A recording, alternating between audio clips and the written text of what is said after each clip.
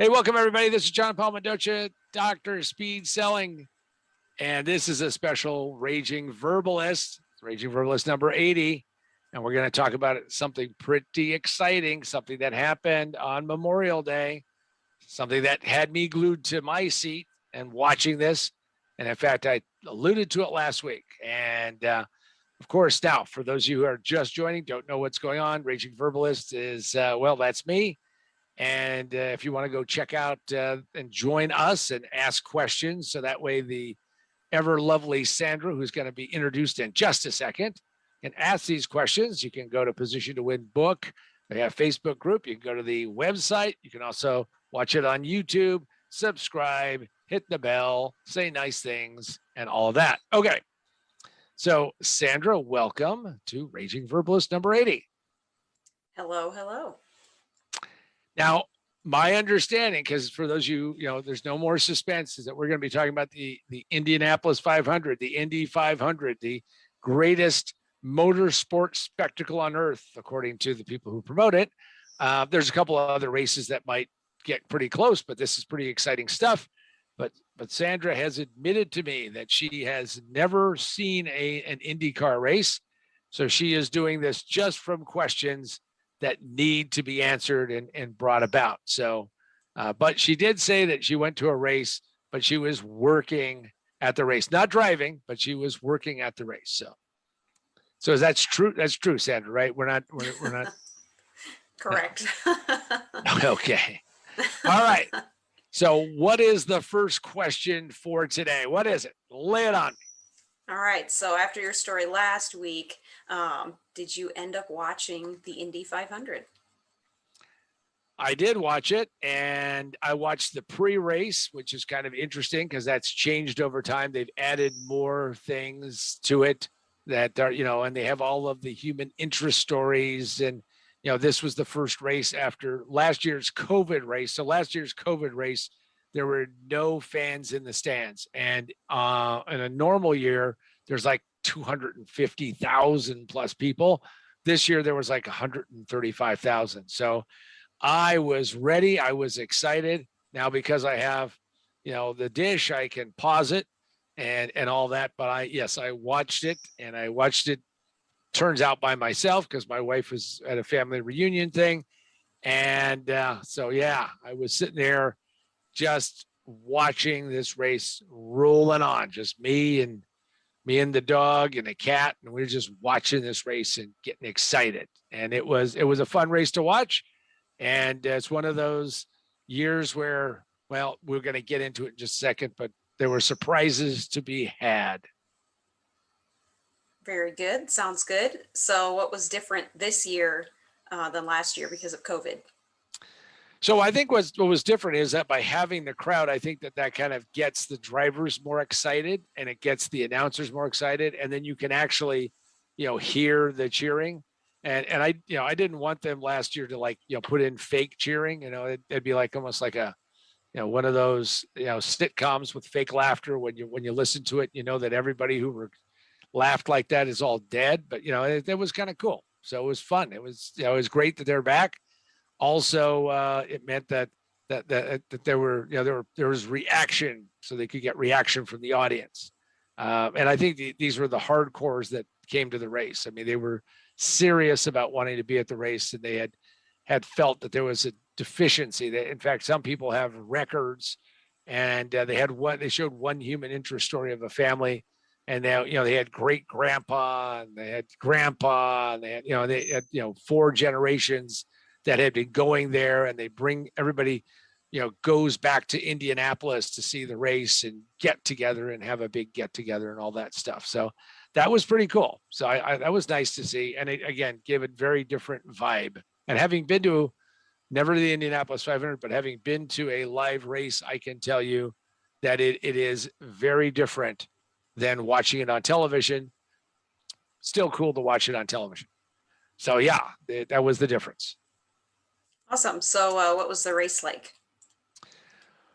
Well, for those of you who are not Indy 500 fans, that would include Sandra, is that is that they go through this arduous task. First off, there's 33 cars. So there's a lot of cars. There's 11 rows of 3. And by the way, in the turn, you can only have as many as 2 cars. So, you have this kind of pressure that happens. And this was the fastest qualifying ever for an Indy 500. So that was pretty cool. And a guy named Scott Dixon was on the pole, and Scott's quite a extraordinary driver, older driver. And then right next to him was Colton Herta, and he is the young phenom. In fact, he's barely 21.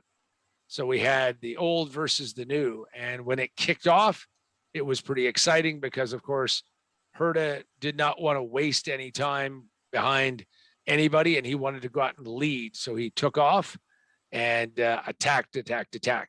So that was pretty neat. And what ends up happening, of course, is that the race, like all of these kind of long distance races, kind of go through and make changes as things go on. And of course, the person who qualified number 3, Rinus VK, who's Dutch, because it is an international type sport. He also started leading, and these guys went back and forth and back and forth. So that was what it was like watching the race. Kind of interesting watching it in this kind of, by myself thing, but it was good. It was exciting to see that happen. And lots of good action early on, very fast pace. And I will, not without spoiler alert, but it turned out to be the fastest run race in the history of Indy, which is pretty cool. So you had the fastest race ever, and that's kind of a neat way to come back from the pandemic. So what is up next? All right. So who won the race? Well, before I tell you who won the race, let me give you a couple of other little tidbits. So I'll leave you a little bit in suspense. So since this was such a fast-paced race, and since it took the least amount of time, think about it this way: it took less time than you can imagine. I mean, this thing was like boom, flying along. It's 2.5 miles. And it was faster than any race in history of Indianapolis 500. And who won the race was Elio Castroneves, who, those who don't know who he is, this was the 21st time that he ran in the race. And all I can tell you is that this is the 4th time that he's won the race. So 21, love that number, right? 21 for, like we have in the, hang on, this way, for 21. So it was the 21st time he raced. By the way, this wasn't a full-time ride for him, and he just was smoking along, and it was really great. The coolest thing about it is that since he's now become the 4th racer to win it 4 times. And of course, the other 3 that have done that feat are all still alive, and they are AJ Foyt and Unser Senior and Rick Mears, and all of them were at the race. So that was kind of cool. And Elio, who was really trying to win his 4th one for years. By the way, it's been 30 years since anybody won it 4 times, and came back and got a ride, and he did really well. And I'm really happy for him. I'm not necessarily was a fan of his, because people pick their favorites, but he did a really cool job, and he won in he won just at that very end, and he won by less than half a second. So pretty astonishing feat. Now, for those of you who wonder about, maybe I need to figure out how to win in my world. One of the reasons why I wrote the book, most businesses fail in the first 5 minutes. It just takes them 3 to 5 years to realize it. Position to win. Notice the theme, position to win. You should always position yourself to win. Elio Castroneves positioned himself to win, and he won. I mean, he passed on the last 2 laps to come in there and push it out there and make it happen. But for you to do that, for you to position yourself over the noise, to position yourself to win, check out the book. It's available on Amazon, Barnes & Noble, Books A Million, also at positionwinbook.com, positionwinbook.com. And if you go there, you can always ask me to sign it, and I will do that. And maybe even give me a couple of things you want me to say, like, hey, I'm a winner or something like that. Be creative. Also, it's available in all ebook formats, Kindle, Nook, and Apple. And of course, since you're still kind of stuck at home, maybe a little bit, is to check out the other book, which is exclusively available on Kindle, which is Remote Work for a Better World. And you can always join up at positiontowinbook.com and get some free stuff. And there's a Facebook group. So keep all of that in mind. And there you go.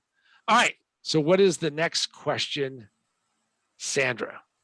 Yeah, so back to winning 4 times. Can you talk about like when that's happened before, a little bit about the previous 4-time winners? So if you think that 30 years ago was the last time Rick Mears became the third person, the third driver, third man to do that, which was quite a feat. So here's the challenge of trying to win this race once, let alone win it 4 times.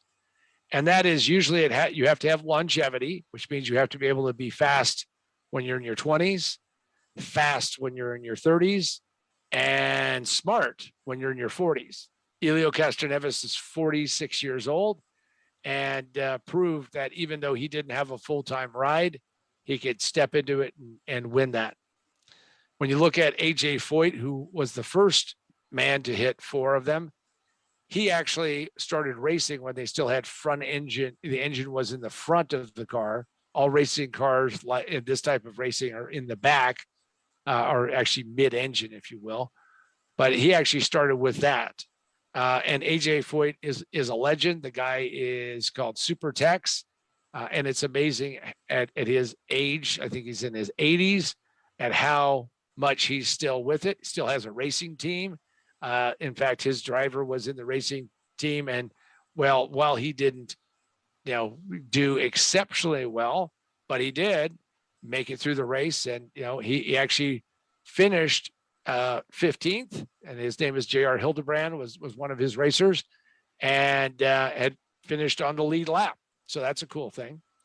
The second one, Unser Senior, is the Unser family, and at one point in time, there was a discussion because his brother Bobby won 3 times. His brother Bobby is no longer with us; has passed away. But between the two of them, they've won it. They won it 7 times, and Al Unser Jr. won it 1 time. So 8 times from one family. And considering there's only been 105 races, that's a pretty big percentage. And again, Al spanned a very big time. Rick Mears is one of the kind of most interesting drivers to win. And he still works for the Penske team, and he actually coaches drivers. If anybody thinks that they don't need a coach, just go look and see how somebody who's driving at 230 miles an hour has a coach in their ear telling them what's going on during the race. That tells you a lot about why coaches are so important in this world. Hint, hint, hint for those out there who don't have a coach. By the way, you can go to the website and check out what I do in the coaching realm. But the most important thing to remember is that Rick Mears, not only was he an incredible racer, but he's actually an enormous help to the team, which brings us back to Elio. Here's a guy who won 3 races and looked like a shoe-in to maybe break the string and get 4 and 5 and maybe even more. He was in the top quality team at Penske. And eventually they basically cut him from the Indy team and moved him to sports car racing. Something Sandra and I were talking about earlier about, how she wants to have a sports car at some point in time, but these are fast sports cars. And of course he did well with sports car racing, but it wasn't Indy. And he had to actually leave the Penske team and that whole family and went out and got to a new team and stepped into that car and made it happen and won. So, all 4 of these individuals are unique. There's a lot to be learned by observing and hearing their stories about what they did and how they did it to achieve this end result. I mean, Castroneves did not, he started number 8 and rose to being number 1. I mean, if you look at the top 3, which we'll just make sure everybody has it, Elio Castroneves was first. He started at 8th. Alex Palou started at 6th. And Simon Pagenaud, amazingly, started at 26th and got all the way up to 3rd. So it tells you that oftentimes, even in life, when you're doing long distance, things are happening over a long period of time, is that you may not want to give up, because even though you may think that it's in the bag, by the way, the 3 front runners, the 3 highest qualifiers, Scott Dixon and Colton Herta and Rinus VK, all of them looked like they were going to be going, right through this thing, and they were going to have it nailed. And just so everybody knows, Rinus finished 8th, and then Colton Herta finished 16th, and Scott Dixon finished 17th. So you never know how these things cycle their way through and where you end up. So there's a whole lot to be learned by not giving up on that. And that's what I think is the commonality between all 4 who have won 4, is that they never gave up. They kept working at it, and they kept getting smarter. And because of that, they were able to win those races. So what's the next question? Yeah. So what can someone learn from something like the Indy 500? I think that auto racing, at least for me, one of the most important things that I've gotten from auto racing is that preparation is absolutely critical. Making sure that you're prepared, so when the flag drops, when you are in that moment, you're capable of doing your best work. You're capable of doing your best thing. The fact that Castroneves, with 2 laps to go, does the final pass, people are questioning, is he too soon? Where is it going to be? And drove as hard as he could and came up on lap traffic and won by less than 5 or 500ths of a second, half a second. I mean, think about it, 500 miles, fastest pace ever, only 2 cautions, lowest number of cautions that I've seen. And to be able to do that, I mean, that's incredibly amazing feat. So what I believe is that you can learn is that you should be, first off, really prepared. And even if you're really prepared, as we saw from Scott Dixon, having the fastest qualifying time in history, that it doesn't necessarily equate that you're going to come out on top. But racing teaches you that you need to be very much on top of your game and be as prepared as you possibly can. The next thing is that when you put it out there, you have to put it all on the line. And if you're not willing to put it all on the line, then you probably shouldn't be in the race. And there's a saying that says, if you're comfortable in the car, then you're probably slow. And in the case of Castroneves, in the end, watching those last 2 laps, and I was on the edge of my seat because just a hair, something goes wrong, just a little wiggle, and he's going to lose it. And what really came through is the fact that he looked like he was comfortable for those last 2 laps. Can you be comfortable during that period of adversity? Can you be comfortable when you need to put it on the line? And more importantly, what you can learn is that, and since I am Dr. Speed Selling, is that you have to figure out how to operate very quickly in a very tough environment. Do that and you'll become more successful. I'll leave you with one little final note, and that is part of what we learn by watching others is important. And it's important because none of us has a long enough life, enough resources to go through and make all the mistakes ourselves. I mean, it sounds like a pretty good thing. Hey, we'll go try something. We'll make a mistake. We'll learn from it. We'll come back. Well, I think that that's important, but it's also important to learn vicariously. It's important to learn how to not make the mistakes by watching others who are successful and others who are not successful, and trying to understand the difference between winners and losers. The difference between winning and losing is often a tiny, tiny little fraction. We talk about it in the book. Most businesses fail in the first 5 minutes. we talk exactly about the Indy 500.